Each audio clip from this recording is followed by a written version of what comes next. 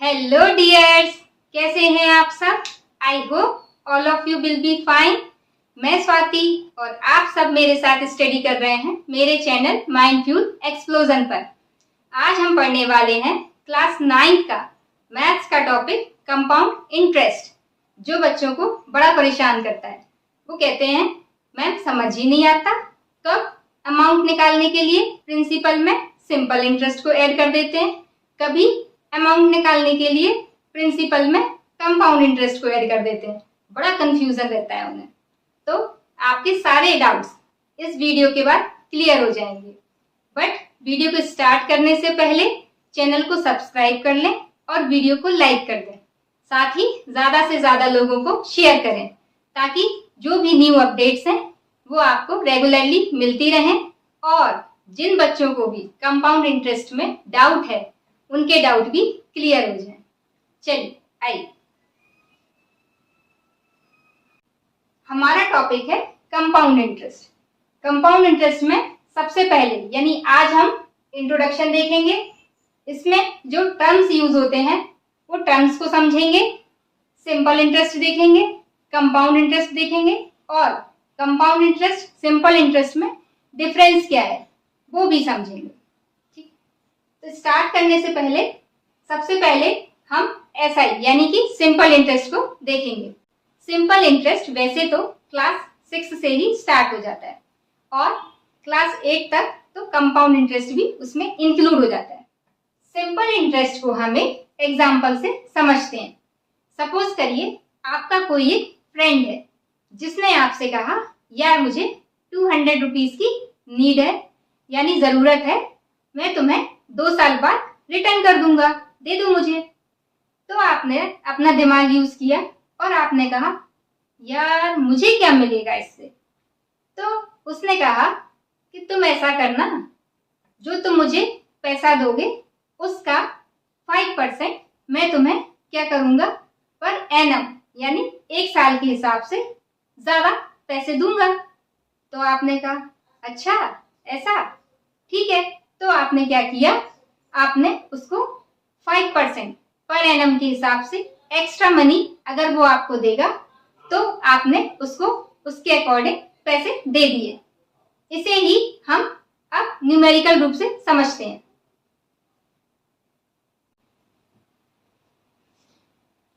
आपने अपने फ्रेंड को कितने रुपीस दिए, 200, और आपके फ्रेंड ने आपसे क्या कहा था कि वो पर एनम के हिसाब से आपको 5% रेट के अकॉर्डिंग आपको एक्स्ट्रा पैसे भी देगा।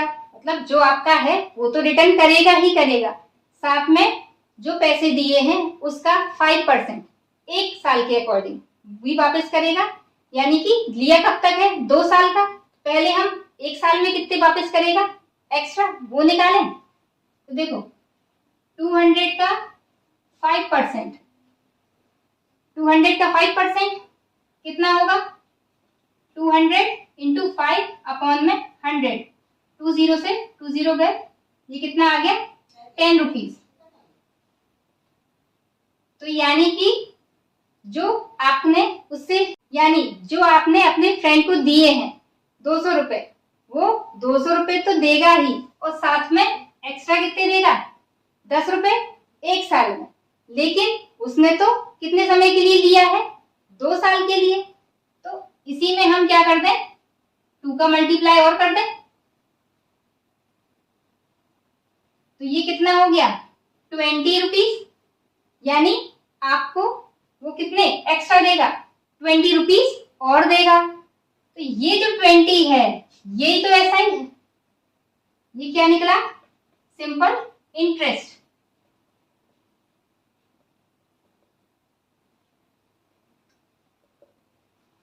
आया समझ। अब इसी को हम फॉर्मूले से निकाल के देखते हैं। देखिए SI इज इक्वल टू कितना क्या होता है, P into R into T upon में 100। P क्या है, प्रिंसिपल यानी वो ओरिजिनल मनी जो आपने अपने दोस्त को दी है, यानी कि 200 रुपीज। R क्या है, रेट, आपने उससे क्या कहा कि वो आपको 5% एक्स्ट्रा और देगा, तो जो 5% जो रेट है वही क्या है, उसी को हम रेट कहेंगे। तो आर की वैल्यू क्या हो गई 5%। टी यानी टाइम, कितने टाइम के लिए दिया 2 इयर्स के लिए, और आपने जो टाइम कैलकुलेट किया है इसमें पहले ही कह दिया था कि वो टाइम जो है पर एनम के हिसाब से यानी कि 1 साल के हिसाब से कैलकुलेट होगा। तो टी की वैल्यू कितनी हो गई 2 अपॉन में 100, ये ऐसा ही 2 0 से 2 0 कैंसिल हो गए, आंसर कितना आया 2 2 जा 4, 4 5 जा 20, और ये रुपीज है तो 20 रुपीज, यही निकाला था हमने। अब ये जो हमारा एसआई आया है यानी सिंपल इंटरेस्ट, इसी को अगर हम प्रिंसिपल में, ये प्रिंसिपल हो गया आपका, प्रिंसिपल में ऐड कर दें तो हमारा क्या आ जाएगा अमाउंट। अगर मतलब 200 रुपए प्लस सिंपल इंटरेस्ट यानी जितना उसने एक्स्ट्रा पैसे दिए यानी 20 रुपए और, तो ये टोटल कितने हो गए 220। ये क्या हो गया आपका अमाउंट।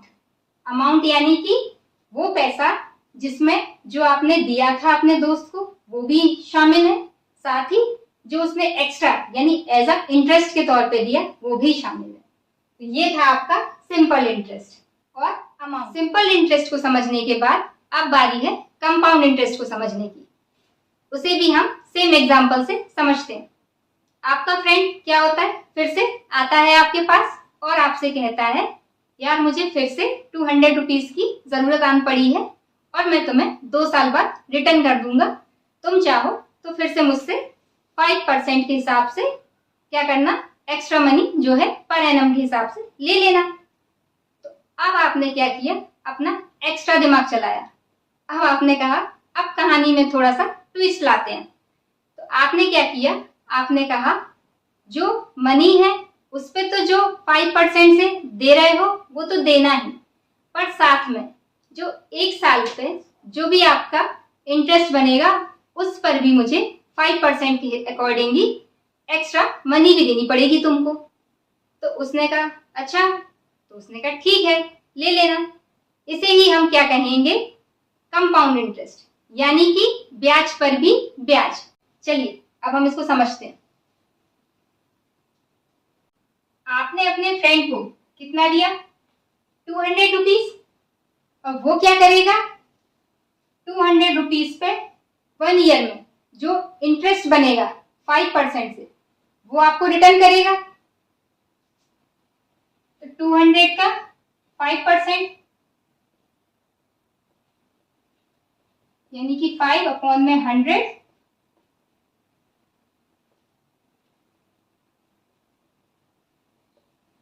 यानी ये कितना आया 10 रुपीज। अब ये जो 10 रुपीज है ये क्या है इंटरेस्ट। अगर मैं 1 ईयर बाद अमाउंट निकालूं तो वो कितना हो गया है, प्रिंसिपल प्लस एसआई, यही तो एसआई तो है, ये 1 ईयर का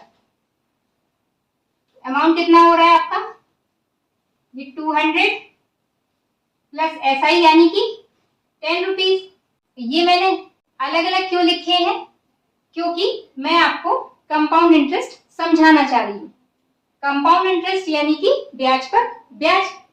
अब देखो जो नेक्स्ट ईयर होगा 1 ईयर में तो यही है, ये तो आपका 200 प्लस 10 यानी कि 210 रुपीज हो गए डायरेक्ट। लेकिन हमें क्या समझना है कंपाउंड इंटरेस्ट। तो देखो सेकेंड ईयर में इस 200 पे फिर से 5% क्या होगा, फिर से इंटरेस्ट लगेगा इसका 5%। साथ ही अब आपने क्या कहा था उससे कि जो इंटरेस्ट बनेगा उस पर भी तुम्हें 5% के अकॉर्डिंग क्या करना पड़ेगा, इंटरेस्ट देना पड़ेगा। तो ये जो 200 थे सेकेंड ईयर के लिए उस पर 5% उसका इंटरेस्ट बना, साथ ही जो 10 रुपए 1 ईयर में जो एक्स्ट्रा हो गए इसका भी तो क्या करना पड़ेगा 5% निकालना पड़ेगा। तो 10 का 5% अब ये कितना हुआ, इसका तो यही आएगा, अभी निकाला, सीधा डायरेक्ट कर दूं तो ये कितना आ गया 10 रुपीज, यही बनेगा पूरा। ये इसका कितना बनेगा 10, 5 अपॉन में 100, 0 से 0 गया, 5 में 10 से डिवाइड करेंगे यानी कि 0.5 रुपीज और ये 10 रुपीज। तो ये सेकेंड ईयर के लिए इंटरेस्ट है, कितना, simple interest for second year. यहाँ पे आप लिख सकते हो, यहाँ लिख सकते हो इधर पे, ये तो फर्स्ट ईयर का निकल आया आपका, ये सेकेंड ईयर का, मैं SI 2 लिख दे रही हूँ इसको, ठीक है। तो ये जो सिंपल इंटरेस्ट है किसका निकला, सेकेंड ईयर का। निकालना क्या है, कंपाउंड इंटरेस्ट। हाँ समझना, कंपाउंड इंटरेस्ट यानी कि फर्स्ट ईयर का इंटरेस्ट कितना निकला था 10 रुपीज, और जो सेकेंड ईयर में टोटल जो इंटरेस्ट बना, यानी जो आपका अमाउंट था यानी प्रिंसिपल था उस पर, और जो उसने एक्स्ट्रा यानी कि जो ब्याज था उस पर भी जो इंटरेस्ट लगा था, कितना 0.5 रुपीज, ये दोनों को मिला के जो आया वही तो क्या है, सेकेंड ईयर का सिंपल इंटरेस्ट है। दोनों को जब हम ऐड करेंगे तो क्या आएगा, CI कितना आएगा 20.5 रुपीज, और ये CI जब हम प्रिंसिपल में ऐड कर देंगे तो अमाउंट आ जाएगा, अमाउंट यानी P प्लस CI यानी कि 200 रुपीज प्लस CI यानी कि 20.5, ये कितना आ गया 220.5 रुपीज। यानी इस बार आपको ये अमाउंट कौन सा अमाउंट है, ये वो अमाउंट है जो 2 साल बाद आपको मिला, कब, जब इंटरेस्ट पे भी इंटरेस्ट लगा तब। और CI कितना निकला 20 रुपीज एंड 50 पैसे, जबकि इसी का हमने 2 इयर्स का जब सिंपल इंटरेस्ट निकाला था तो वो कितना निकला था 20 रुपीज। तो 20 रुपीज सिंपल इंटरेस्ट था, जबकि 2 साल का ही कंपाउंड इंटरेस्ट निकाला तो 20 रुपीज के साथ 50 पैसे एक्स्ट्रा निकले। तो ये था आपका सिंपल इंटरेस्ट और कंपाउंड इंटरेस्ट में डिफरेंस। कंपाउंड इंटरेस्ट जो है वो हमेशा ज्यादा होगा, क्यों, क्योंकि उसमें इंटरेस्ट पे भी इंटरेस्ट पे होता है। और यहाँ आपने देखा कि मैंने कहीं पर भी कोई भी फॉर्मूले का यूज नहीं किया है, डायरेक्ट जो कॉन्सेप्ट है मैंने उसको अप्लाई किया है। बट हम आगे जो न्यूमेरिकल्स आएंगे उनमें हमें फॉर्मूले का यूज करना पड़ेगा, क्योंकि वो थोड़े से लेंदी होंगे। ये तो सिंपल था तो मैंने आपको समझा दिया, बट न्यूमेरिकल्स हार्ड होंगे, वहां पे आपको फॉर्मूले का यूज करना पड़ेगा। तो आप देख लीजिए फॉर्मूले, देखो सिंपल इंटरेस्ट का तो वही है जो मैंने समझाया, आया कैसे मैंने वो भी आपको कहीं ना कहीं समझा दिया। फिर होता है अमाउंट। अमाउंट का वैसे तो यही जनरल वे में तो समझाया ही अभी आपको मैंने, बट कभी कभी क्या होगा, जो आप कैलकुलेशन कर रहे होगे उनमें आपकी बहुत बड़ी बड़ी वैल्यूज आएंगी, तो वहां आपके लिए इस मेथड से सॉल्व करना थोड़ा सा टिपिकल होगा, क्योंकि एग्जाम में हमें जल्दी सॉल्व करना होता है। देखिए, जब हमें कंपाउंड इंटरेस्ट को कैलकुलेट करना हो या कंपाउंड इंटरेस्ट दिया हो और हमें अमाउंट का फॉर्मूला यूज करना हो या लगाना हो, निकालना हो, जो भी देखना पड़ेगा क्वेश्चन के अकॉर्डिंग, तो हम अमाउंट इक्वल्स टू ये फॉर्मूला पुट करते हैं, P ब्रैकेट में 1 प्लस R अपॉन में 100 और इसकी होल पावर n, या n क्या है, n इक्वल्स टू टाइम, जो कितने टाइम के लिए आपने जो पैसा दिया है या लिया है वो वाला टाइम है, ठीक है। फिर अगर ऐसा हो कि जो कंपाउंड इंटरेस्ट है वो जो आप कैलकुलेट कर रहे हो उसमें जो R की वैल्यू है वो डिफरेंट हो, यानी कि फर्स्ट ईयर के लिए मान लो जो पैसा है उस पर जो इंटरेस्ट लग रहा है वो 5% से लग रहा है। सेकेंड ईयर में जो आर की वैल्यू है चेंज हो गई, मान लो 6 या 7% से लग रहा है, तो फिर उसका फॉर्मूला ये जो एन था, एन क्या था, टाइम था ना, तो अलग अलग, ये फर्स्ट ईयर के लिए तो ये सेकेंड ईयर के लिए, यहाँ पे क्या हो गई, आर की वैल्यू चेंज हो गई। और यहाँ एन क्योंकि अलग अलग वन ईयर के लिए निकाल रहे हैं, तो इसमें हमें यहाँ पे एन की वैल्यू 1 हो गई सबके लिए, इसके लिए भी यहाँ, क्योंकि 1 ईयर का ये हो गया और सेकेंड ईयर का ये, और ऐसे थर्ड ईयर तक का भी हो सकता है।